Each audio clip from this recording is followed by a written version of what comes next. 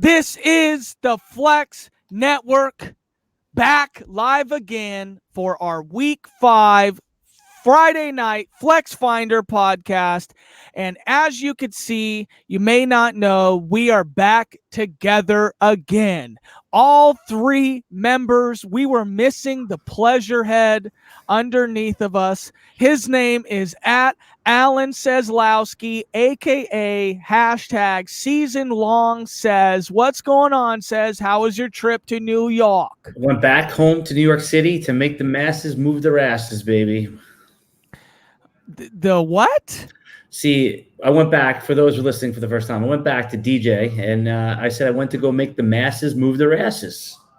Oh, wow. He says, what? Yeah. Look at Sealy _Shane, the other buddy of ours here, back together again. All three of us here again. Yeah. Shane, how are you doing? Why are you dancing? I'm dancing because I'm just thinking about listening to Pleasurehead. And I'm very excited about our guest this evening. Oh yeah. We got a big guest this evening. Yeah, so here we got a comment already. Oh, howdy Canadian Beastie Boy, Mr. Clean. Let's not us forget Doctor Who. That's a little what we're known as to some of our best, most golden fans. But says, let's talk a little bit about what we're doing here tonight. So of course, on our Friday night Flex Finder podcast, we first go over our Survivor League. And you know, we're the Flex Network. The Flex Network is on to Week 5. Yes. And we have yet to talk about Survivor yet. So we'll just let that roll right after we get our guest in here. Also today on your Friday night Flex Finder podcast, we will have three of our favorite flex plays on the week, 2 regular good flex plays, and 1 real deep flex play we got going on for you. But first, we got joining us here in just a moment. We are going to interview. Go ahead and put the picture up here, Shane. This is going to be awesome. This is going to be amazing. So we are going. Wait up, Ewalps. What's up, guys? Currently fishing, so have to rewatch, but keep up the great work. Thank you, Ewalps. Freaking fishing and you're online. That's what an age we live in. What an age. Yeah, where was he fishing? Where were you fishing? Not in some, remote desert place. I would say he's fishing beside his house where there's strong internet connection, Ewalps. Mm-hmm. Yes, brother. Thank you. But bring up the overlay again. So we are going to have on today, and if you can't recognize, actually, we have one of these two guys, but if you can't recognize the symbol there for DFS Army, we have Bobby Wow coming on the cast today. He won the Fanduel Millie Maker $1 million winner. Bobby Wow. Wow. That is impressive. It's more than just impressive. What's crazy is that we can even speak to this guy. That's the whole thing. See, Bobby Wow is a regular guy, man. I mean, he's not a professional DFS player. He's someone that is a member, a paying subscriber of the DFS Army website, which teaches you how to become a better player. And it's amazing. He used the tools that he learned from there, and he put together the ultimate winning lineup. And we're going to talk about what type of tools. But first, Shane, I never really got you an opportunity to talk. How'd it go today? How was your day today, brother? Today was fantastic, actually. So I took the day off work. So I got to wake up. I dropped my kid off at school. And I was planning on doing, a little bit of show prep for today. But I got a little bit distracted because overnight I wake up and it's this little Christmas gift. I had a trade offer in one of my dynasty leagues. Actually, the dynasty league, the 3 of us playing together. This one was a whopper. So my team right now, let's just say I'm in rebuild mode, and I'm likely going to have that 101. And it's a super flex league, and my 2 quarterbacks are Cam Newton, currently injured and out, and Mitchell Trubisky, currently injured and out. So I'm thinking, man, things are pretty dire. and I'm thinking about researching, the QBs for next year, and then this trade offer comes in, and it's one. Matthew, you want to tell me what? So here's the thing. Okay, I went through a rebuild mode, and I just kind of saw myself coming just back into it a little bit. I went and bought a couple. Essentially on the year, I bought a lot of number 2 receivers that, I just was kind of hoping that would just really pan out this year. And Calvin Ridley and DJ Moore both looking like very, underwhelming assets as of now. But I do have Baker Mayfield. I do have Jimmy Garoppolo. And I did draft, I would say it was probably one of the only that drafted Gardner Minshew in our rookie draft. Got him with my last pick, snuck in there. Obviously, what made you draft a backup QB? Did you not believe in Foles? Like what was with the guard? That's an unusual. It's a great pick, but it's an unusual pick in a dynasty league to take a backup QB when they just signed, a QB that's peak for 3 years. Yeah, so great question. So I drafted Gardner Minshew because I'm from Washington State. And so obviously I enjoyed watching Gardner play as a football player in college. So I got a lot of him there. I saw him get drafted behind Nick Foles, and I was thinking, oh, wow, that's probably the best spot a rookie could be in outside of Washington. And so obviously Haskins went in the first round, and I probably would have drafted Haskins too. But, I had a lot of different plans because I was in rebuild mode. I wasn't going to go that high on a QB in the draft because I had Baker and I had Jimmy Garoppolo. So near the end of my draft, I just thought there's no way Nick Foles is going to make it. And you know what? You thought he was going to get injured? You thought he'd get injured? Or it was too good to just be become true. Nick Foles. Right. It was too good to be true. You know what I mean? And so I went ahead and said, okay, you know what? Gardner Minshew, he is one of those guys that if given the opportunity, he's going to become the league's best Sex Panther. Okay. God. And all I was saying to myself was, if Gardner got the opportunity, he would be worth it. I mean, 100%. He would be a popular pick. So I went ahead and I drafted Gardner Minshew. So I think we got our guest, Matthew. Ooh. Oh, yes. Oh, Bobby, are you here, brother? Oh, there we go. Hey, what's up, guys? Can you hear me? Oh, look who walked in the door. Hey, Bobby, how are you doing today, brother? I'm doing well, doing really well. How are you guys? Hey, great. I'm doing awesome. Your audio quality sounds good. Can you please tell us what type of dungeon you're in? Yeah, this is the family room of the residence here, man. This is my house. Is it pretty dark for you guys? Hey, but just the overhead lighting. Hey, Bobby, right. It's the light shining down upon you, Bobby, because we brought you in to talk to you about your very, very successful, I would say, what was it, week 3? Was it week 3? It was week 3. Yep. Okay, so go ahead, Shane. Put this up here on the board here. We have an overlay, Bobby. Obviously, this is your awesome win. $1 million. I mean, Bobby, obviously, how does it feel? I mean, that's a question we got to get right off the board. How does it feel to be the $1 million winner? I mean, a lot of my most favorite podcasts that I listen to in the industry talked all about it. I mean, they were talking about you all week long. So how does it feel, man? It's still surreal. I mean, it's crazy. I love fantasy sports, love daily fantasy, but I mean, never in 1,000 years would I have imagined I'd win $1 million. So still kind of on cloud 9 right now and waiting to wake up from the dream, but it's real. That's awesome, man. Congratulations. Hey, I noticed you're wearing your DFS Army swag. Yes. Oh yeah, man. Gotta love it. Oh yeah. That's awesome. So Bobby, here's my first question to you, man.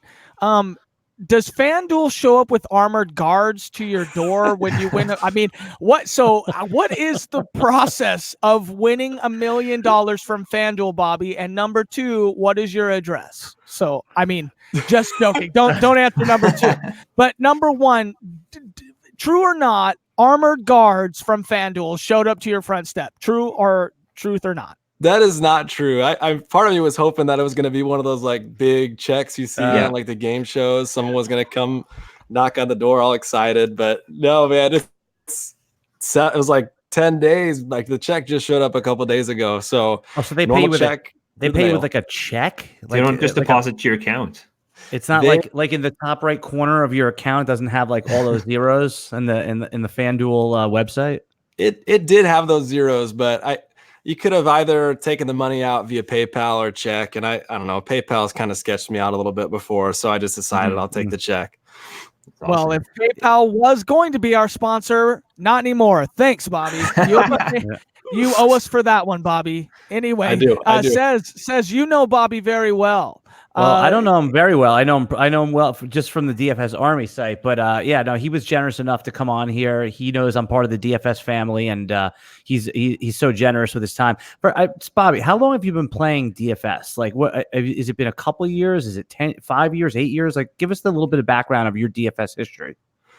It's been honestly pretty light, and I'd say I started probably not more than 3 or 4 years ago, primarily with baseball stuff. I mean, I've played season-long leagues since I was probably 10 or so 18, 19 years. But yeah, DFS, like DraftKings and FanDuel, probably about 3 years now. Right. And then when you started, just give us a little history. Like, when you started, were you just doing like the dollar games, how did you get into where you're playing these mega tournaments? Totally. Yeah, it was very, very low dollar single entry stuff primarily. And then joined in the DFS Army, and I realized, holy cow, this mass multi-entry stuff is a lot of fun and also dangerous because you could lose money pretty quick. Yeah. How do you so you kind of just went and you built up the bankroll over time, and because it sounds like you now you play in the Millie Maker obviously, and you have multiple lineups, so you've got a fair amount of money every week. Was it you built up that bankroll to get to that level?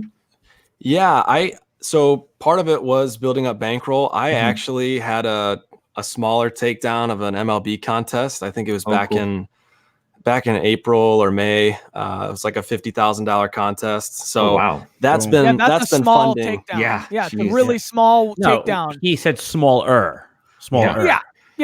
Stop. Yeah, I didn't mean that in a jerk kind of way. No, Bobby. He's just bugging, man. No, Bobby, just so you know, we already know we're the jerks. We've done our research on you. We already know you're a good guy. Hey now. Bobby.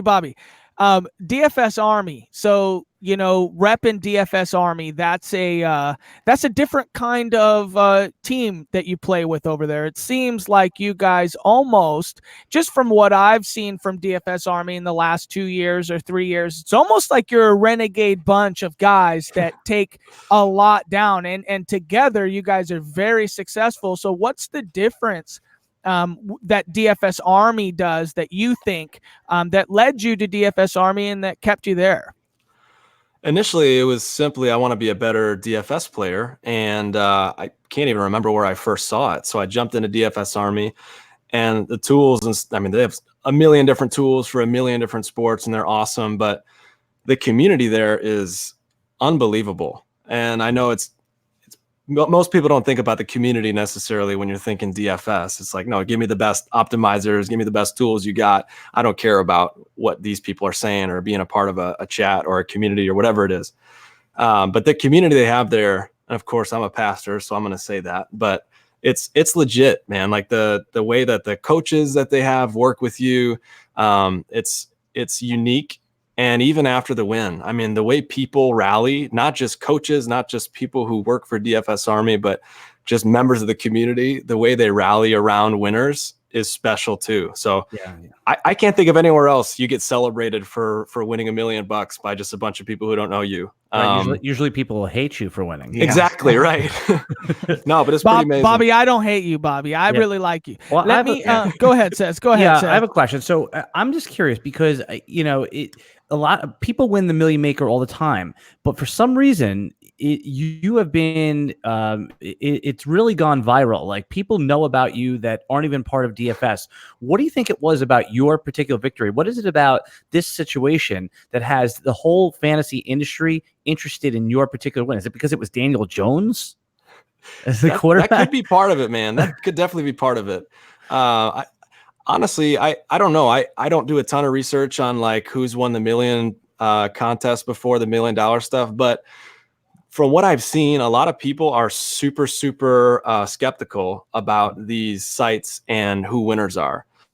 And I feel like thanks so much for hosting me. DFS Army's done a couple things, just kind of getting it out there that this dude is normal. He doesn't know everything about sports. He's a pastor, but he won the $1 million. Just people seeing that they can do it, I think, has been what's probably made it what it is. That'd be my guess. Yeah. By what state do you live in? If you don't, do you tell people that? Don't tell anybody that. Okay. Yeah. Nobody wants. I'm a diehard Bears and Cubs fan, man. So okay, so there you go. All right, that's where I was going with it. All right. You live in Florida. God. Exactly. You got it. Bobby, I think one of the biggest things that I wanted to ask you, or just to bring you on about, is the fact about how you were just a normal guy, right? I mean, when you got into DFS, you just thought, hey, this seems fun.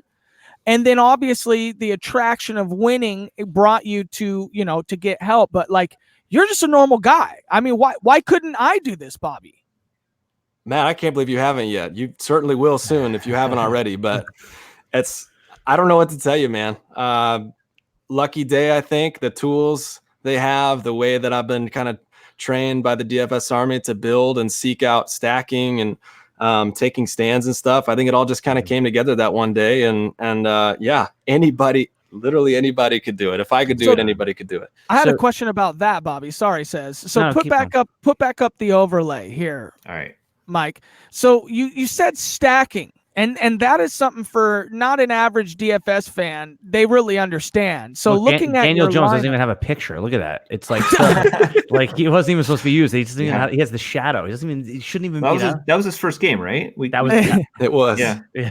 So obviously, I mean, stacking, I know what it is. To smally break it down is when you pick two or more players of the same team to hopefully catch lightning in a bottle. Correlation, essentially.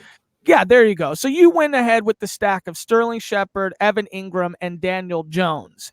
And then obviously Christian McCaffrey, David Johnson, Mike Evans, Keenan Allen, Mark Ingram, and from what I've heard a lot is the San Francisco defense that you picked pretty much like was the real big winner of the whole entire thing, because I think a couple people had lineups close to yours, and I think the differential was the defense. I'm not sure if I read that right, but stacking, Bobby, is that something you like to do? Like, I hear the term a lot. It seems like winners generally win by this technique.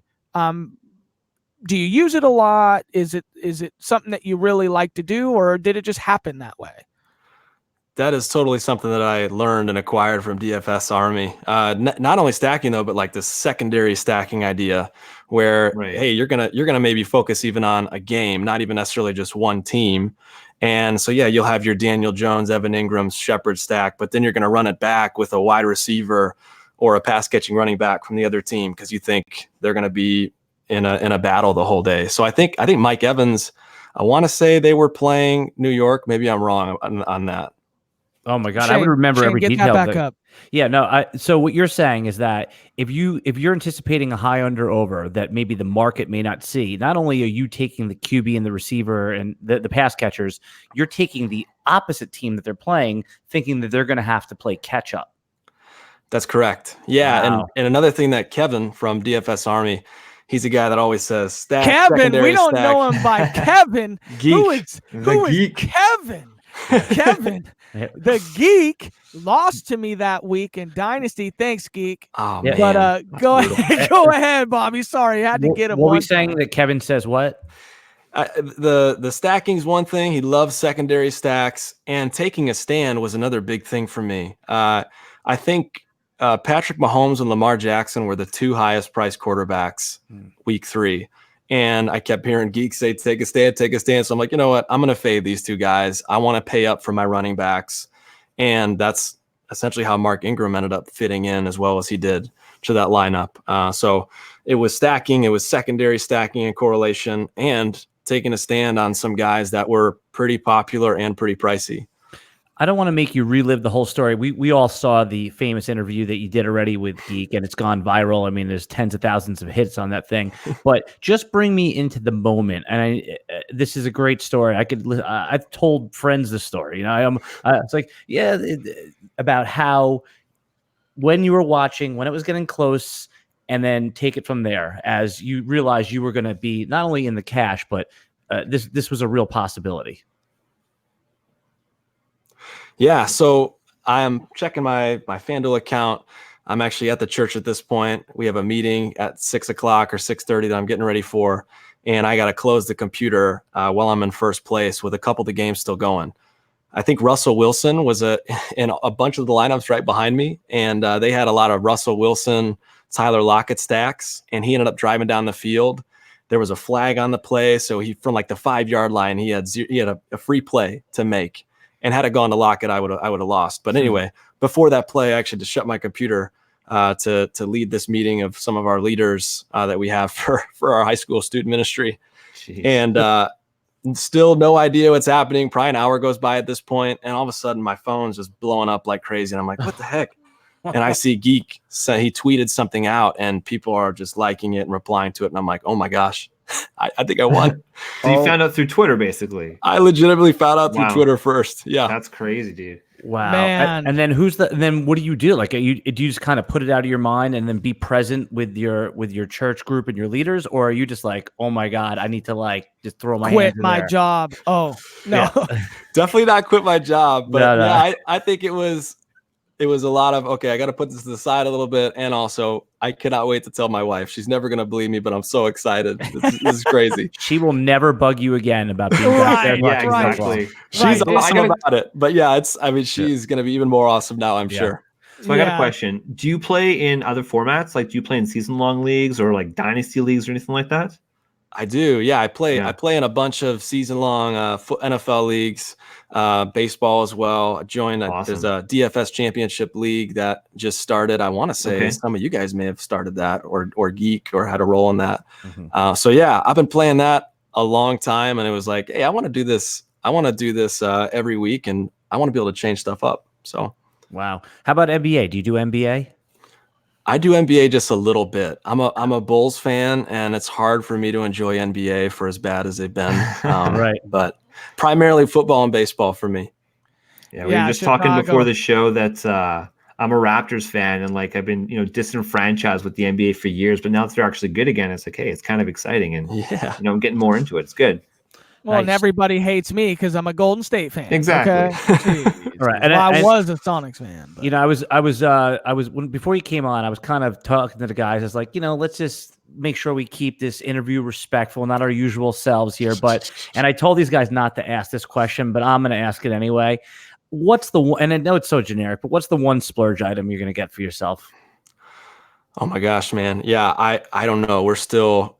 Smart. It's been so surreal. It's. Honestly, the big thing for us right now has been a minivan. We have two young kids, 3 and 2 years old. You know what though? These guys are bugging, but minivans nowadays are pretty balled out. Like they're don't try to sell me on a minivan. Okay, you're not gonna get a minivan. Okay, got minivans. This is the Mercedes minivan. Yeah, exactly. All the bells and whistles. That's great. I love it. I would rather get a school bus, Bobby, than a minivan. Go ahead. It's hard to disagree with you, man. It's hard to disagree there, but kids change things. They do. You have 2 children, Bobby? 2 young boys. Yep. Wow. So awesome. That's great, man. So anything else for Bobby before we move along, guys? Go ahead, Shane. I was just kind of, I like to dabble in a little bit of DFS, and I just, curious, like, what's your general approach? Because I find that when I do multiple lineups, what I try to do is just at the start of the week, I look at some plays that I like, and, I put in a couple lineups at the start of the week, and I try not to touch them, maybe tweak one little item, but like my core, I like to kind of change, because I find that as I tweak throughout the week, I tweak it a million times, right? And then I like to choose, like I like to go on Sunday morning when all the information's in, you know, that like if there's going to be, you know, any injuries or whatnot, I like to get in some other lineups. And I find that it's those two, it's ones that I do at the very start and ones that I do at the very end that tend to be the most, that hit the most often. I'm just curious, like what approach do you take? It's a great question. I'm really trying not to pitch DFS Army in any way. No, that's what we want to do. We're part of that too. Yeah, we're part of it. Yeah, like we have a flex. We have a Flex Army code. We Flex hashtag Flex Army. Yeah, we have a code. Full disclosure, we love you, Bobby, but we're here to promote. Yeah, they've influenced everything I do in terms of what you were talking about, Shane. I mean, they've got notes that I'll take a look at throughout the week. Okay. Honestly, what I try to do is build and run lineups the night before with everything, and then I'll take one final look at it the following day, which is Sunday, and I'll make any tweaks, kind of like you said. If I let it linger for the whole week, I end up getting too antsy and I want to change stuff. So do everything the night before. Once the kids go to bed, I dive in, and then that next morning before kickoff, I'll make my fine tunings. What's crazy is, would not recommend this. On week 3, I got my 150 lineups, the actual run, uploaded at like 11:56 or 11:57. 3 minutes before kickoff. Oh my God. Stressful, well, I mean, not good, but it turned out okay. So it paid off. Yeah. I mean, it's almost like the SAT, I would think. Like you took the SAT, like you don't change answers. Usually the answers that you change it to is wrong. I mean, this sounds like you're taking the complete opposite approach. You're tweaking, I mean, when I'm just curious, like this, what did you tweak the last minute? Was it the Daniel Jones part? Was it the Mark Ingram part? What did you fix the last minute that brought you home? Honestly, it was Mark Ingram. He was a guy who I was already thinking about fading Lamar and fading Mahomes, but in my head, and I think this might have even in my sleep when I woke up, I'm like, oh, you know what? I'm fading Lamar Jackson. Why don't I fade him, thinking the reason he's not going to do well is because his running back's going to vulture all his touchdowns. So that next morning is when I plugged Mark Ingram in. I think I ended up with 35 or 40% Mark Ingram in my lineups. Wow. And he was the game changer. What was Mark Ingram's ownership percentage that week? It had to have been under 15. It was sub 15. I think it was I might have even been sub 10. He was off everyone's radar. In fact, like somebody had offered in a dynasty trade, and I turned them away. I told him to get out of here, you know, and now he's, you know, he brought you home. He's got to be like your favorite player of all time now all of a sudden. The clincher for me is he is one of the guys that I was high on in my season long this year. So that influenced that decision a little bit too. And I'm a Mark Ingram guy. Yeah. You know what's funny? I'm guessing now everyone you know and kind of even like met once is calling you for advice now. I don't know, man. I'm still getting my butt kicked in season long, so I don't know that anybody wants to know my season long advice. But make it till you make it. Let me tell you this, Bobby, and I'll say my last question before we'll get you out of here. But right here's a comment. Minivans are baller for real from Kevin S. Until you drive one, you just don't know. It's true. Fair enough. You know what? I should not have put that comment up because now you're just giving firepower to the guy that wants to get the minivan.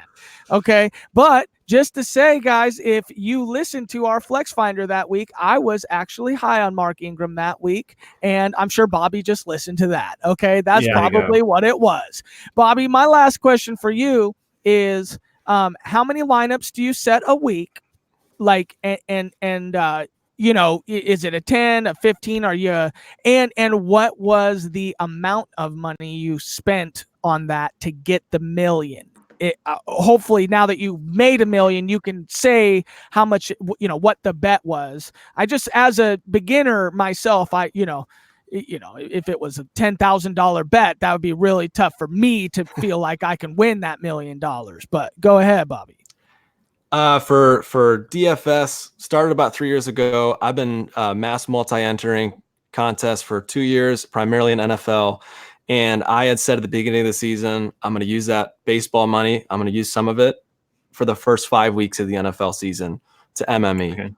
And so I did. I MME'd. I think it's $9 on Fanduel for the entries. I maxed the thing out, and that was my goal for the first 5 weeks. I think it was $1,350. Okay. And then one of those lineups that you spent $1,000 on hit for $1 million. That's right. Yep. What a return on investment, guys. Yeah, Follow I'll take that every time. Bobby, are you on Twitter, Bobby? I am. Yeah. You are okay. I was trying to find you. I couldn't find you. Yeah, we couldn't find you. What's your Twitter handle? It's just Bobby Klinkert, my first and last name. You need to change that, Bobby. Okay, I you need a need to change DFS that Twitter right now or now. something, man. I know. I got to figure Bobby, that out. people are gonna find you with that Twitter name here, unless you go full celebrity, where you're now behind bars with your own armor. Jeez. What other media do they have you doing, Bobby? Where else have you? Did they have you doing anything else as far as podcasts or radio or anything? Primarily just with DFS Army. Did that big interview with Geek. Yeah. Roto Grinders reached out a little bit. They wrote just a tiny article on their site. And then you guys have reached out as well. And outside of that, it's just been one.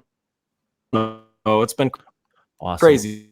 Last week, I did it again. I entered, and for most of the day, I was sitting at like second and third place.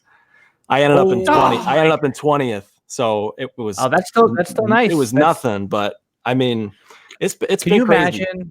Can you imagine if it was back to back? I mean, that would just, I'd become a pastor if that happened. And I'm Jewish, and I'd become. There you go. Is that a thing? Is there a thing against that? Or?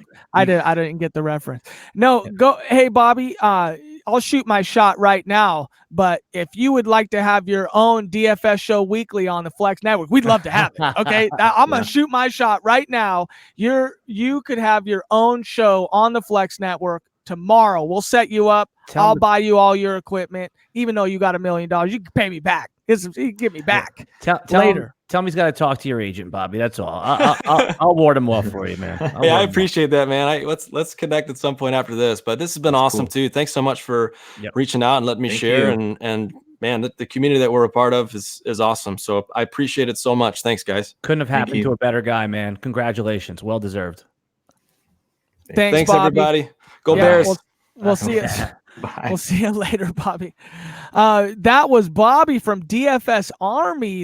What a guy! That was just like talking to one of your friends. I had to shoot my shot. I had to absolutely shoot my shot. And I had to like pretend like, hey, I'll back him off. You gotta flex. You gotta flex. That's the whole entire point of our Friday night flex finders. We go out there and we find everybody who wins $1 million. We bring them on and we ask them to be on our show. Okay, that's what I did with all of you guys. So now you're a part of my show and you make me look good. So thank you. Let's talk about Survivor this week. Says.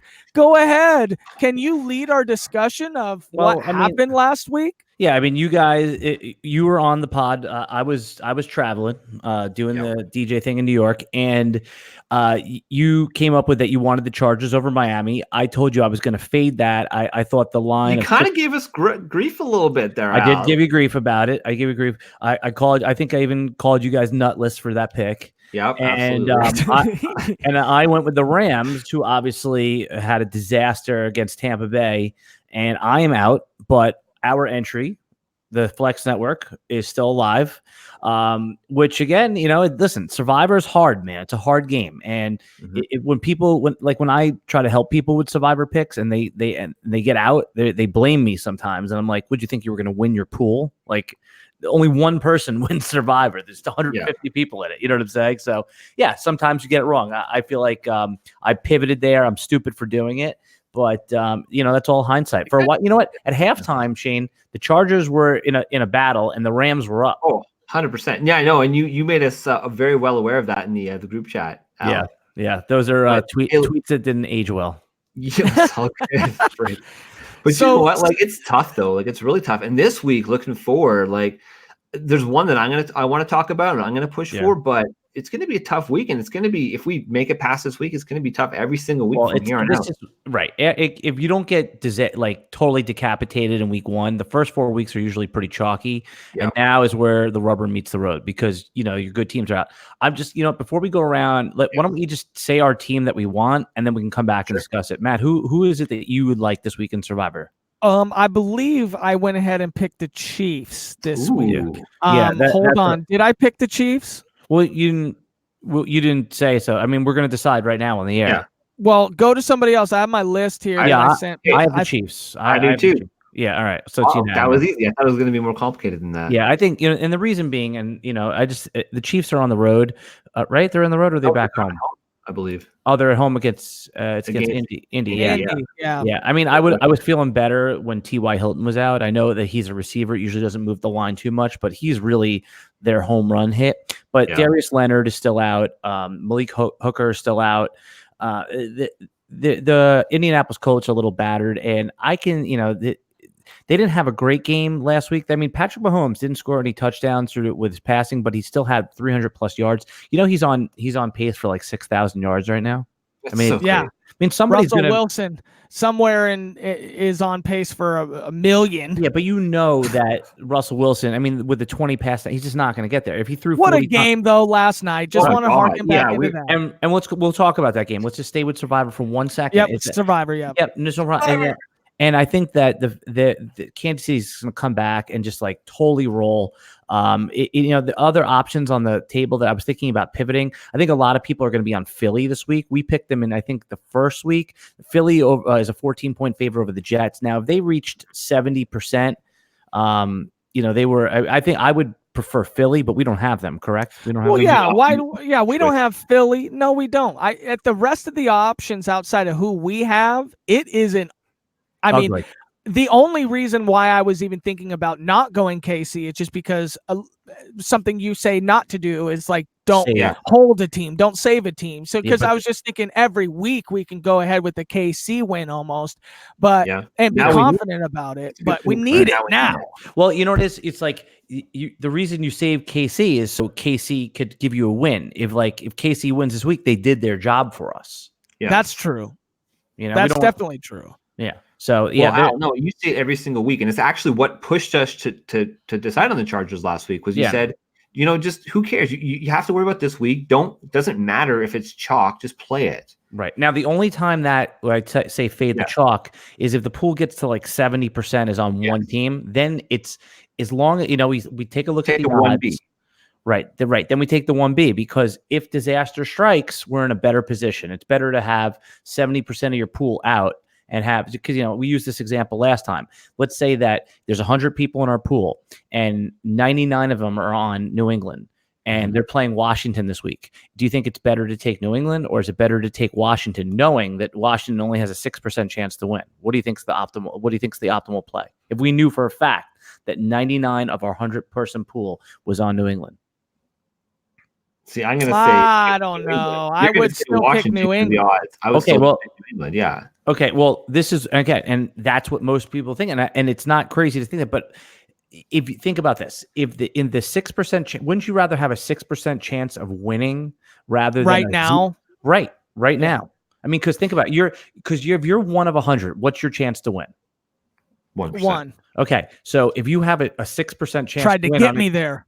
I see what you're saying. So you've got so statistically your odds are better. Yes. Correct. Of winning your odds of winning the pool. And again, this is a hypothetical. If 99% of the people, you have 1% chance. Why your teacher? Just like I get it. The light bulb just went on. There you go. So that's I get it, definitely. But I mean, it would never, very fewly often is it, if that makes sense. Fewly often. We're going off in the rails right now.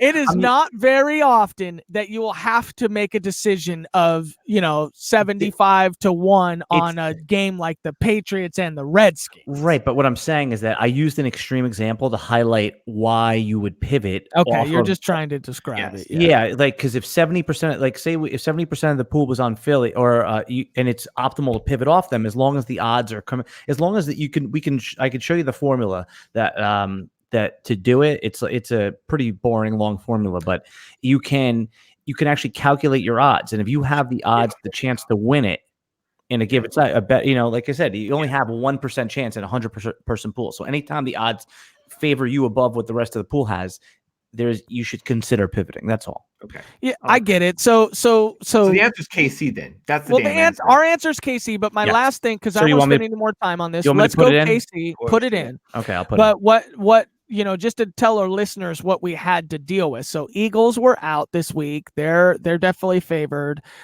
Patriots out this week for us because we've already taken them. We've already used them this year. Who else did we use, guys, Dallas. already? We used Dallas, right? So against the Packers, and that's a tough game. You can't select who that was. And then the Chargers are facing the Broncos. So it's like, okay, we could have used them this week maybe. But outside of that, I mean, Bears, Raiders, like, can anyone really decide who's going to win that game? Well, Ravens, Steelers. Right. Well, the tough game. Bears Raiders is in London. Anytime the London game is a stay away because those guys are out of their routines. Right. The flight is longer. It's, the food is different. So look at this. Cardinals, Bengals. Nope, that's a shit show. Bills, Titans. Also, don't have a clue. The Bills could come out and beat the Titans. Like, you don't know. Bucks, Saints, obviously have no clue. Giants, Vikings. That was one that I was saying that we might, Vikings maybe. But geez, Kirk Cousins playing so much garbage. And my best bet of the week is the Giants. Yeah, that's a great bet. That's what I'm saying. It's like you could pick the Vikings. That. You could have some type of confidence in the Vikings, but really, the Giants could come out and have a Bobby Wow. Can we just talk about the Giants for 1 second? I know it's a bit of a pivot, but like, how the hell is Saquon? How is he even a possibility of coming back this week? Well, they said he's out. They ruled him out this week. I know they ruled him out, but like, they're like, maybe he will. It'll be a long shot. I was like, no, there's like 0% chance. You know what? Here's it. And I tweeted this out earlier today. It's like some of these players, they really do defy logic when it comes to injury. My biggest swing and miss this offseason was Cooper Kupp. I mean, he's wide receiver 2 on the year. It's everybody's miss, yeah. Well, no, some people took him in the 4th round. I couldn't believe it. Somebody was doing it. Yeah, people were. I mean, unless it was not a lot, but they were out. His ADP was in the 4th, 5th round. People were 5th round was okay though, but no way. If you were in the 3rd or 4th round for a guy who tore his ACL in week 9. Well, I mean, it's not like we didn't have other guys we'd rather have preferred in that place. Well, but that's you my could point. See yourself drafting Kupp like he deserved to be there. But yeah, I mean, there's a lot of concerns, a lot of risks. It was the same with, really, frankly, Emmanuel Sanders, right? Now, he had that hot start. What was it, both week 1 and week 2? He's kind of like cooled off, but Sanders, no, he had 100 yards again last week. Okay, yeah. But where was Sanders getting drafted? In the 9th and 10th round. He never moved up. No, but he was at the very start of draft season, man. He was like not getting drafted. Right. Yeah. Well, that's really what Says is saying, though. That's what Says is saying. Yeah. Yeah, but I mean, Cooper Kupp. I mean, he's got a great offense. They pass the ball more than any other team out there. I mean, he has a lot of good opportunity. He was measured as faster than when he had his ACL tear. So he got faster after the surgery. I mean, he's on borrowed legs. Your original question was about Saquon Barkley. So some of these guys just heal at unbelievable rates, and then other guys just can't get healthy. Hunter Henry, Darius Geis, they just can't stay healthy. It's the craziest thing. I just think like the X-Men, like Wolverine has that like the healing power, and like these are just like they're super freaks. All right, so this week in Survivor, we're going with the Kansas City Chiefs. Our boy Kevin has a flex play question. 2 out of the 3, Gallman, Tate, or Eckler. It's between Gallman and Eckler, honestly, and I would think you got to roll out Eckler. I think Gallman against Minnesota's stout run defense. That's a tougher one. He'll catch passes. Yeah, he will. He'll catch passes, but Golden Tate's coming back in that offense. Are you going to play Golden Tate and Gallman? No, the 2 running backs. But 2 out of the 3. Oh, you say not Tate. No, yes, it's Tate. See what happens week 1. Ooh, interesting. Well, we're talking about how Eckler is going to have a major role. Like Eckler could still be the one this week, and maybe they just because Melvin Gordon had 0 touches last week. Well, I think we decided Eckler was in, right? Is that what we're saying? Yeah. That's Eckler and Gallman, just because of the Gallman's guaranteed role, he's going to get 18 touches. Interesting. I don't see it that way, but yeah, I like it. Sure. So let's go with Eckler and Gallman. Yeah. Mm-hmm. That's good. Hey, so I saw this going around Twitter. Do you know if you just took Eckler's passing numbers, like forget all the rushing numbers, he is wide receiver 11 right now. Wow. Oh wow! That's the thing. Like they're just not. They can't just stop using him. He's a major asset. But he's insulated. He's insulated because of this pass catching. He's an elite pass catcher now. He's probably one of the top 5 pass catching running backs in the NFL. Right now. right? Yeah. And well, but he's also between the tackles. I mean, he did fumble on the goal line in that, in that key spot there. I mean, so we tweeted out from the Flex Network, what do you think the split's going to be? And the options I put up there were 60-40, 60-40, or, for either back, or 50-50. What do you guys think? What will be the touch split between the two, Melvin Gordon and Eckler, in the this first week? Yeah.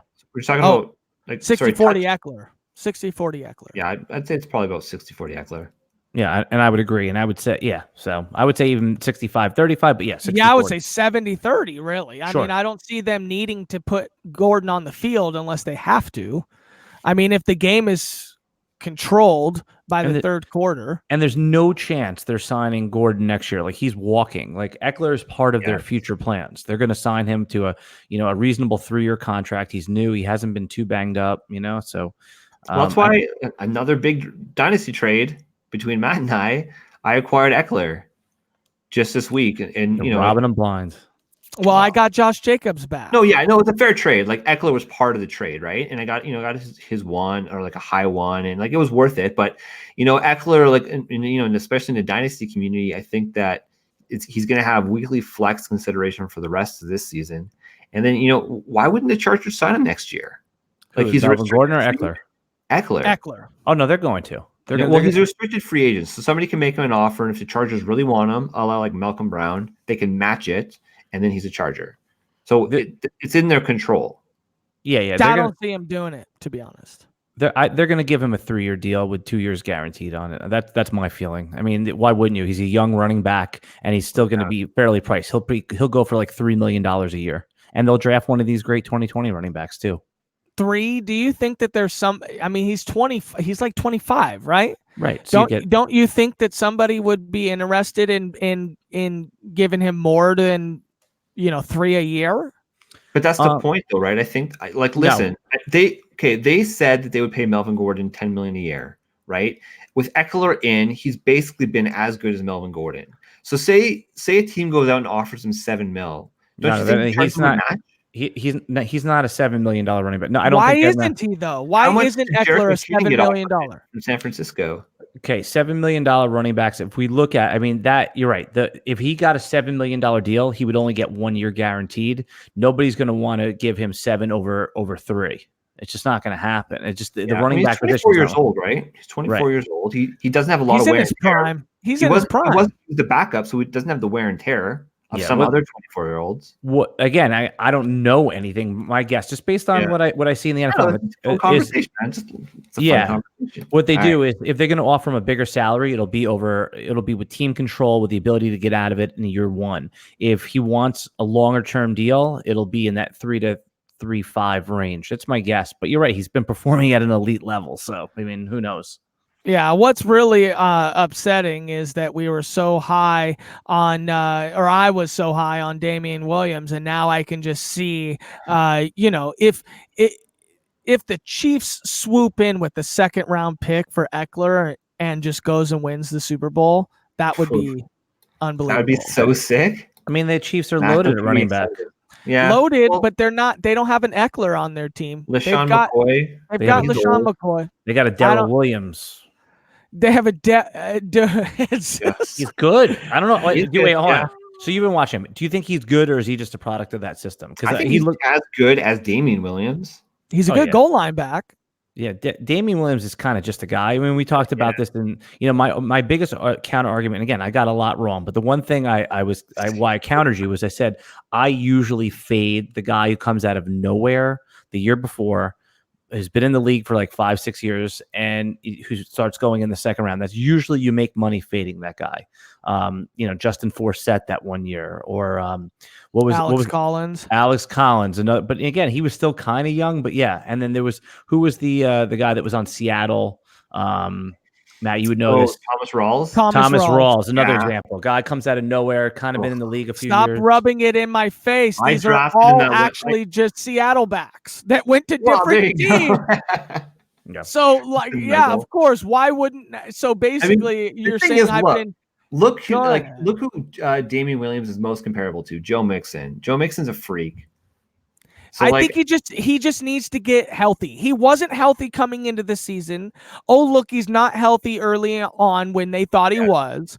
Maybe they're just, think about it. If they've got a second half running back, if you've kept Williams on your team and they just run LaShawn into the ground till he can't go anymore, and then boom, Damian Williams back in. I agree with you. I think Damian Williams will have some pop weeks. I think he's still got another 3 20-point weeks in him. I just don't think that you can, you have him there, and you'll know which weeks too, because like you said, LaShawn McCoy will be out. He'll be the lead back, but I mean, right now, who's going to get the carries this week? I mean, it's going to be a 3-headed monster. Yeah, well, let's not talk about this week. Let's talk about the future, okay, when it comes to Damian Williams. But says, who is your first flex play on the week, baby? As we transition to our top flex plays, says, go ahead, hit me, Pleasurehead. You're funny, man. It's a little trendy, but I like Auden Tate this week, man. I mean, he's getting the targets. He's kind of the only game in town. I know Tyler Boyd's there, but did you see put his player profile up? He's 6'5" and 230 pounds, man. I think that I'm trying to buy him in Dynasty where I can. I shouldn't tell you guys that. You're in one of my Dynasty leagues. But think about it, right? I think after next week, you're not going to be able to buy him for this price, but I'm offering 3rd-round pick for him. And yeah, it's a fair right now. Give a second at this point, just because. No, not yet. I think you right now you can offer a 3rd for him, and the guy might do it. I think there's a chance he would do it. But listen, if you had Auden Tate and I offered you a 3rd, you would consider it. I think after this week, he's going to do it again. Yes. Right after after this week, you're not going to be able to get him for a 3rd. Okay, so albeit I'm just looking at the roster watch, snap counts, targets, and touches, and last week, albeit John Ross did go down midway through this game, right? But Auden Tate, 6 targets, 4 receptions, 50 yards, 91% snap share. Okay, like so that's major. John Ross is out, like you said, for the rest of the year. AJ Green is not going to be back there. So what I'm saying is, what seems like an overpay today may not be tomorrow. Auden Tate, all of a sudden, 2020 comes in. You got Auden Tate. You got Tyler Boyd. Those are your 2 main guys. And then who knows with John Ross. What I'm saying is get him now. So next year, you're set up now. Again, and if it doesn't work out, it's a 3rd-round pick. No, that's a good assumption, because, who's to say he can't play the Tyler Boyd role to Tyler Boyd, and he's 6'5" and he's 230. He's a red zone guy. Yeah, he's a beast. Yeah, and that team just stinks. I just hate playing anybody on that team right now. It's it just sucks. The thing about so Cincinnati's playing Arizona this week, right? And Arizona is notoriously bad against the tight end. What is I got it. No worries. So against so Auden Tate's going to get a lot of the tight end type production. Exactly, is what you're saying. Yeah, so he's going to get those touches in the end zone. Why not? I think you can pretty much book him for a touchdown if he's going to get one. Yeah, that's a good play, and that's the real reason why you start your flex. You're hoping for a touchdown over there in case something doesn't happen right. All right, Shane, let's go into your first one. All right. So who is not playing this week is Davante Adams. So even though the Green Bay Packers are going up against a tough Dallas team, I like MVS, Marquez Valdez-Scantling this week. Heck yes, yeah. Marquez, my first guy too. So we didn't plan this. God, we did not plan this. Okay, well, I'm going to be -1 today just because I can come up with another one. But go ahead, tell me about MVS. So MVS's screen right now. Okay, so the beautiful thing about MVS is that he is also a beast. He's 6'4", 206 pounds. I mean, look at those stats: 4.37 40-yard dash. 97th percentile speed score. I mean, this guy's a 4.37. Oh my gosh. Yeah, and he's 6'4". 6'4" runs a 4.37. Yeah, it's pretty ridiculous. Yeah, most importantly, what I think the key point is Aaron Rodgers trusts him. He's in that circle of trust. He wasn't last year, but he's there now. Right, and Davante Adams wasn't his rookie year either. He wasn't in that circle of trust. He was throwing to Donald Driver and all these other guys. So damn crusty. You have to earn his damn respect. He's like, you will just earn me. Otherwise, screw it. That's it. Look at Jeff Janis. Yeah, Kicked out of the league. Never got in the circle of trust, No. you know. So, but I think that's what's important is that he trusts Marquez Valdes-Scantling. I think that's a great play. I mean, he should be in your lineup as your wide receiver 3 anyway, but now he could finish as a top 12 this week. Yeah, I'm playing him everywhere I got him, and he's going to get peppered just like Devontae Adams does with high targets. So because you picked mine, I'm going to go ahead and say this one because I was going to pick this guy, but I thought it was too much chalk. But each week I keep saying that this guy might be chalk, and it really isn't happening for him. One of my big dynasty buys this offseason, Calvin Ridley. Okay. Really hoping for this week a bounce back. I've been claiming that we're going to get this bounce back for a while. The over-under on the game's 50 points. Okay. And big they're, according, am I going over or under? No, I said that's a big over-under that game. Yeah, it's a big over-under. So Vegas thinks that they're going to score collectively, 6 points less than the KC Indy game. And so, with the high over under, I'm just thinking, man, there must be something to this game. Maybe they both just desperately need a win. I don't know what it is, but I'm needing to see a lot more from Calvin Ridley. And I think if he gets his opportunities this week, it could be massive. Calvin Ridley for my number one. He's not getting the touches. Like he's not. I guess he got 6 targets last week, 3 receptions for 32 yards, 75% on snap share, same as Julio Jones, which is 79. So I mean, he's on the field. It's still a productive offense, but man, it's just. I have a take on Calvin Ridley. I think he's a dynasty sell while he still has a name. I don't like Calvin Ridley. I know he's had a couple big games. And again, I think it's a good play this week. So your flex play, I do like. If he has a big game in Dynasty, I would try to get rid of him. If somebody wants to offer me like a winning team, a contender, a 2021st, I'm snap calling that. And I'm even considering an early 2022nd. I don't want, he's an older rookie. We'll put the back of hell. He's 24. Oh, he's 24. Okay. I mean, he's a second-year guy. So, so he's still in his prime, but he's not one of these 22-year-old DJ Moore types. And I agree. This week, he's a very good play. But if he has a big game, I'm trying to get out of the Calvin Ridley business in Dynasty. Yeah. Okay. Well, listen, No, let's not talk about it. Says number 2. Jalen Samuels, man, he looked really good in mop-up duty and relief duty of James Conner. Now, James Conner was hurt. I know he's been cleared. He's off the injury report. He's coming back, but this could be the week we see those touches split up in a more equitable fashion. Jalen Samuels, remember, he was a tight end coming out of college. He looks like a real running back. He can catch the ball. I think that, he was probably picked up for some reason. If he wasn't, go grab him on your waiver wire in shallower leagues. But I think you can easily put him in your flex this week. And I think you could expect double-digit points. I could see a situation where he gets 5 or 6 catches for about 50 yards. And then if he gets in the end zone, who knows? I really liked what I saw from the eyeball test last week. Do you think that Connor really could be in danger of losing his job ever to this guy? No, but I was saying is that I think that the touch share, Pittsburgh traditionally went with like it was always one back. I think we could be looking at a 65-35 or 60-40 split with this guy. They've got very similar structures too here. I'm going to pull up the James Conner one real quick. So this guy's 225, 6 feet. Yeah, and draft capital is one of those big things too. So I mean, Connor obviously picked in the 3rd round, could have definitely gone a lot higher had he not had cancer.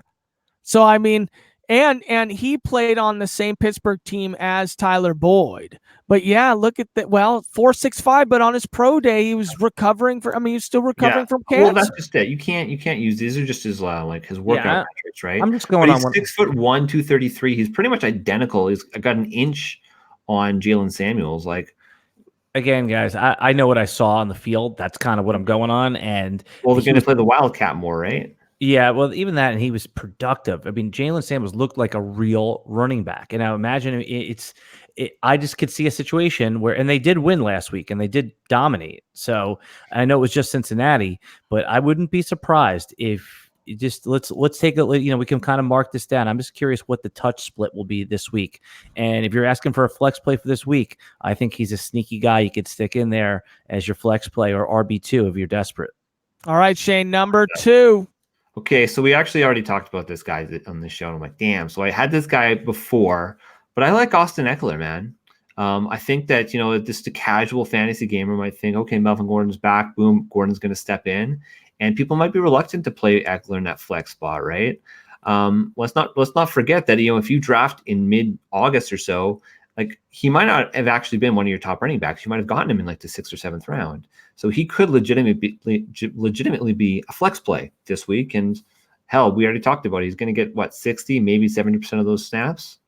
Oh yeah, Eckler's gonna have a good game. Yeah, no, I love that call, man. I think that people are fading. I think he's a good DFS play too. We should have asked Bobby that because people are going to be off him because of Melvin Gordon. When I asked Geek about it on the Wednesday show, he had said no, his price was too high at 6,700. But I think that sometimes the experts see one possibility where the beginners see many. We talked about that earlier. Yep. It feels like if he's going to be a low ownership, I love that call, Shane.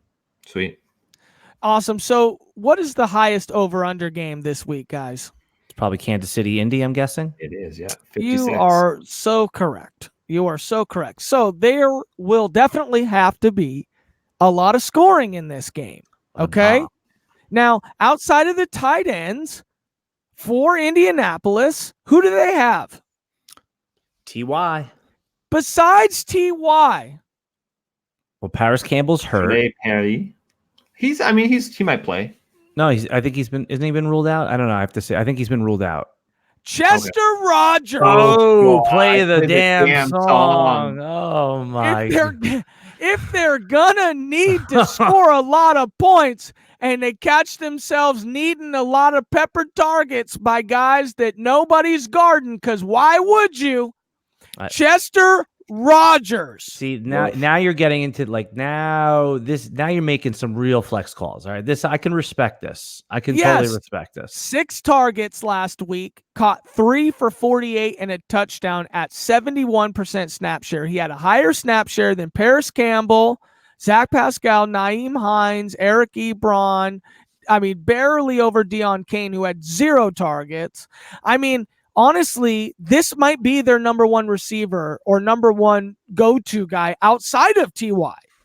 And if T.Y.'s playing, they're going to key on him. So what are they going to do? They got to score somehow. Yeah. He's best comparable to NFL legend Kerry Taylor. Yeah. Practice squad legend. Yeah, exactly. One of the best guys you ever heard about. This guy. Book him. Chester Rogers now says we're getting into our deep flex plays. As if that wasn't deep enough. Yep. Hopefully you had a team. We always like to go just real dirty here. Says again. Talk to me. I think sometimes Narrative Street is most of the time you fade the hype, right? But this Arizona tight end thing is kind of real. So Tyler Eifert, man, dust him off, put him in. They're playing Arizona this week. Number one matchup based off Roster Watch's matchup tool for opposing tight ends. Right. Now, again, I thought it was going to be kind of, BS, but Will Dissly did it last week. You got to keep playing it until it doesn't work out right. And Tyler Eifert is on a lot of waiver wires, and tight end is ugly as all it can be this year. So scoop him up, put him in there. I'd probably rank him as a top 10 tight end this week. Why not, right? I cannot believe that 2 times this year says you called a Cincinnati tight end in your flex. And they were different. And they were different tight ends. CJ Usman-Zada? What are you doing here? So it happened last time, says, and I'm booking it for this week. Tyler Eifert against an ailing tight end defense in the Arizona Cardinals. Shane, one more just closing comment. That sometimes, though, what happens is teams see that they're getting beat up by a certain play or position, and they fix it. So they're looking at the same film we're looking at. There's a chance that they could totally fix it, but I'll still, obviously, I'm rolling with it. Sorry, go ahead, Shane. Shane, last deep flex play. Okay, so Matt, you're a stubborn man. I'm a stubborn man. Going back to the well, and I'm going my boy Al. Or Sez already knows who it is. Kiki freaking QT, Houston Texan. You gotta go back to the guys. Do it. It's gonna happen, people. I'm going down the well again. No, listen. Okay, guys, just hear me out. Okay. So we already talked about it. It's the second highest scoring game like projected this week against the Atlanta Falcons, and it's gonna happen, man. Like number 10th matchup for roster watch matchup tool. Number 10. After the game last week when Houston lost, Deshaun Watson was out there after the game, like with his quarterbacks coach. They are hungry for a win. Shooting and in the gym. Who helps them win?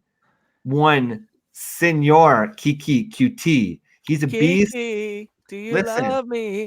He helps in when it matters the most in playoff games. They need a win this week. Like Houston is not on a good trend right now. And why not go for the guy who works? I think they're going to throw the ball. They're realizing that running the ball is not working. Kiki QT, I'm flexing. I love it. Hey Matt, I offered Kiki QT to Shane in the Dynasty League, and he kicked it back. Did not bite. Like first round pick or something for him. I offered him Josh Rosen and Kiki for a late first rounder. Absolutely not, says we're on the same cast together. How are you going to do your own brother like that? Okay. For Josh a first Rosen, rounder, be like a starter for like the next 2 weeks. Well, then I think I said Kiki for a second, and you said no. That's not a good deal. We're negotiating. Hey, we just heard that. Hey, Shane, you just heard that he'll take Auden Tate for a third. So you better get. That's right. You better go get Auden Tate for like a freaking fifth, and then turn him to Cez for a third. Yeah, Auden Tate, I couldn't even go after him because I had to blow my entire freaking fab budget on Chase Mofo Daniels this week, so I could just have one quarterback. I offered you Kyle Allen. You're like the friggin', you're a hustler, man. You look for when the guy's in the corner, when he's the most desperate, you're like, here, have a Kyle Allen. For a second. All it's going to cost you is you want to I just traded Baker Mayfield for the 101 in next year's Dynasty. It's a good trade, man. It's a good trade. Would you go back to the quarterback or would you rock running back? Because my number 2 running back is Royce Freeman. Oh, that's your flex play right now? No. I'm just telling you. What would you do? Would you go back to the QB with a Tua coming up, a Lawrence, a Herbert? I mean, we got a great QB. I'd rather have big. This is how I positioned it to Shane. If you threw all of the players back into the NFL pool, like every single, and now we're the real GMs right here for the NFL. Who would be the first pick overall? Like QB. Well, who would be the first pick? Oh, Russell Wilson. No, he's 30-something years old. No, he would be the first. He's not 30. I think he's like 29. He's 20. No, I think he's old 29. No, he's like 30. Bring it up. Anyway, Patrick Mahomes would likely be the first pick. He's young, yeah, right? You're right. Patrick second pick. I mean, you're right. Russell Wilson would be a top 4 or 5 pick. But I think where would Baker be picked? He'd probably be picked Deshaun or Baker or Is there age on the profiler here? Yeah, 30.8. He's almost 31. Right. He's an old man, Matt. He's a great quarterback. But he's still young enough where he'd be a top 5 pick. You know, he's one of the best 4 players in the NFL. I mean, there's no question. Absolutely. Yeah, for sure. But my point is last night's game, my goodness. Yeah, circling it back to what you said though, Baker Mayfield would be a top, I still think a top 6, 7 pick. So I'd rather roll with Baker than take a chance on one of the new guys, but that doesn't mean it's going to work out. You know, one of the I thought about too is like, okay, so say I take somebody other than Baker, it's going to be one of these teams that's rebuilding, right? And like, it's not only a 1-year commitment that you're waiting for your rebuild, it's now going to be a 2-year commitment at least, right? Because your quarterback, he might not even be the starter. Like, I don't know. We don't know that, right? Whereas Baker Mayfield right now, they've got a pretty good Cleveland team. I think they're still trying to really find their identity. Like, that's one of the biggest critiques right now. They don't know who they are. But they got a win last week, and you know, they're trying to support Baker Mayfield. They have Jarvis Landry, they have Odell freaking Beckham, right? So and their defense is pretty darn good. It's not amazing. I think, you know, it's not quite as good as people thought it was going to be this year, but it's still pretty good. So long term, this is a guy who was one of the most accurate, if not the most accurate quarterback in college football history. He's on a good team. He's got a lot of good offensive players, and he's a guy who can still use his legs, right? So it might be a decent floor. I think he's going to turn it around, and I'm bullish on him. So that's kind of why I took the trigger. Okay, so my deep flex play, has to do with the 101 this year in Dynasty Redraft. Okay? Christian Kirk out Let me read you a stat line. 10 targets in week 1. 10 targets in week 1. Keyshawn Johnson. Is he coming out of retirement? Oh my God. Not that Keyshawn. He's named after that Keyshawn. Play the song. Keyshawn Johnson from the Arizona Cardinals. Christian Kirk is out in week 1. Now, again, we're just talking week 1. Larry Fitzgerald, 13 targets. Christian Kirk, 12 targets. Keyshawn Johnson, 10 targets. If you see a game like a 10-target game come the way of Keyshawn Johnson, what are you going to do with Christian Kirk's 12 vacated targets this week? You got to give it to Keyshawn Johnson. Oh. He's going to get 16 targets this week. He's going to catch 10 balls if he's efficient. Let's say he's not that efficient. He's going to catch 7 balls for 66 yards and potentially a touchdown. That's a 20-point monster. Yeah, Keyshawn Johnson, 6'1", 201, red zone threat. What do you think? D? Oh, I think it's a great play. And he's probably available on the waiver wire too, I think it's awesome. I love this play. Okay. I went and I grabbed Andy Isabella. Ooh. And then I was thinking, you know what? This is season long. Get out of here, Dynasty Mind. Look at that. 4.31, 100th percentile. Like, this guy is quick. And they say they're going to get him in the game. I know, and he has to get in the game now. But look who his best comparable to Matt. They trust Keyshawn Johnson. Best comparable to Tyler Lockett. Yeah, I would love to see Andy Isabella come out. I just think that Andy Isabella is a 2 weeks from now play if Kirk was hurt more. But I think Keyshawn Johnson for the win this week against a Cincinnati defense, he's going to get the first opportunity to play the outside receiver. With that kind of opportunity, I can see something big. All right, so I believe we're done with our flex plays this week, all the way down to the deepest, darkest flex play. If you're still listening to us, which we sure many of you are not an hour and a half in or hour and 10 minutes in, this is just what we do. This is who we are. We're going to go after one trade target each this week or moving forward to the future. Says probably had to use the bathroom because he is old. He is old. And Shane, go ahead. Who's one person that you want to endorse on going to buy in fantasy football this week and maybe even for the future? Any representing figure? Okay, so somebody that I've actually had on a bunch of my teams, and I've just been screaming. So I know how the owner of this particular player might be feeling right now. In fact, he requested a trade off of his own team. Allegedly, sometimes when there's talks, there's some truth to those talks. I'm talking about one Stephon Diggs. Stephon Diggs. Listen, the Minnesota Vikings have had a pretty damn challenging schedule. Started with Atlanta, then Green Bay, Oakland, who's got a pretty stout run defense or defense in general, and then Chicago last week. This week, he plays the Giants, then Philadelphia, Detroit, which is, it's challenging, but we saw KC, they could still throw the ball last week. Then Washington. Like, it's going to be a pretty darn good schedule coming up. And this is a guy that people are really down on, and he wasn't somebody that you could really get in trades probably week 1 because people were pretty bullish on him. But right now, I think that he's going to rebound. I think the squeaky wheel gets the grease, and I think they're going to start targeting him a little bit more. Kirk Cousins is a pretty damn good quarterback. He's playing like garbage right now, but he's pretty good. And they're going to freaking get him involved in the game.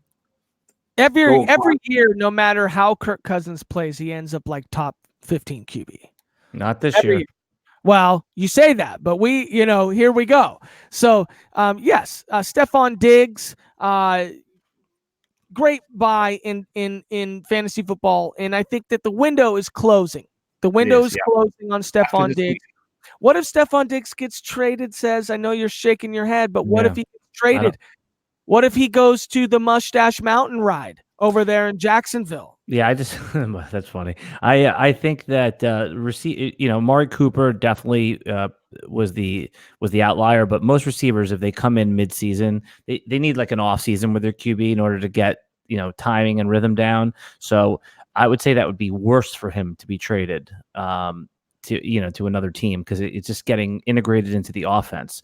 Again, Amari Cooper was obviously goes against that completely. He came in and got better, but if I'm a Stephon Diggs owner, I want to see something in the offseason. I want to keep it as is. He's still getting targets right now. It's a very narrow tree there.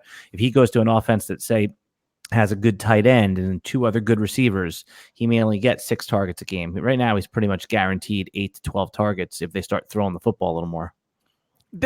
Says I would like Irv Smith to step up a little bit, but Irv says, who is one of your trade targets? It can be dynasty. It can be season long. Hit us with it. Yeah, I mean, I already said Auden Tate, but obviously that's a deeper one. But it's okay. Now hear me out. It's Dalvin Cook, but let me explain why. Now, yeah, okay, bye everybody, right? But right now, he's still gettable. Like Alvin Kamara, Zeke, those guys, Barkley, they're not even gettable, right? Not unless you overpay. As we move into next year, Dalvin Cook is going to be in that tier because he's going to continue on this tear. There's no reason he won't. As long as he stays healthy, he's going to be fine. Right now, you could still probably get him. You won't have to do overpay. You have to pay value. Like right now, you could probably, would you give a first and a second? You could probably get him for that. You know, you get this great 2020 class coming in. Next year, by the end of the year, I don't think you'll be able to get him. Even though he should be in that elite top 4 tier, I think that he's not considered there yet. So I think he's a good buy right now. Our dynasty startup, Matt, that we started for the Flex Network, it's only a 10-person league, but I had to think I think I had the 3rd or 4th overall pick. I was able to get Dalvin Cook on my way back. Right. That won't happen next year. Yeah, absolutely. He'll be a first-round pick, I think, next year. Yeah, he'll be exactly where David Johnson was drafted, where he could sneak into the 5th overall. You're talking about in redraft. Yeah, redraft. Yeah. And where will he go in dynasty startups? I think in a lot of leagues he'll go in the top 5 or 6 picks. Yeah. Well, that's exactly the same place. So either way, what I said worked for both I'm saying or in dynasty. Yeah. Right. Okay, that's fair. So yeah, I would say Dalvin Cook, if you have the draft capital, it's a good buy now. I'd almost rather have him than Zeke in dynasty because of the age. So we got a question here, by the way. Go ahead. Should pull up? There you go. Do I trade Eckler or Gordon and Golden Tate or Sterling Shepard? Have both of them on one team. Trade them all. Trade everybody. Just off them all. Send them out to the, obviously you have to trade Eckler if you can. Okay. Now, Golden Tate or Sterling Shepard, which one would you rather hang on? You're basically I don't know that. Now. I don't know that. If you can get a decent return for Eckler, like somebody that you can start, Calvin Ridley for Austin Eckler, something like that. Yeah. What do you think? I'd rather have Eckler. You'd rather have Eckler. Okay, but that's a trade. That's a trade. Well, if you have Gordon, you'd rather roll out Eckler and Gordon weekly versus a Gordon or a potential, Calvin Ridley. Well, Chargers put up a lot of points, man. No, I hate Mike that. Williams is. I think Mike Williams is supposed to come back this week, but he still might be injured. So he's the guy who was catching touchdowns. DJ Moore. I'd go for DJ Moore. Eckler, DJ Moore. Yeah. Sure. And what about Golden Tate and Sterling Shepard? I mean, they're both decent options. Yeah, Golden Tate or Sterling Shepard. Rest of the season, who do you keep? I like Shepard. I like Shepard too. I like Golden Tate. Ooh, interesting. I like Golden Tate. But that's okay. So we helped you none at all. No, he's asking, do I trade them? I think we're all saying no, don't trade them. He already has Ridley. So trade with yourself. Yeah, no. Obviously, I think off Eckler, go after someone like a DJ Moore. They're saying keep Sterling Shepard. I say Golden Tate, or you can just trade them both and not. Or like try to do a combo. Try to do like an Eckler and Golden Tate for an upgraded, like a starting a running back 2 or something like that, right? Or for Evan Ingram, right? Or for Evan Ingram. Exactly. Consolidate.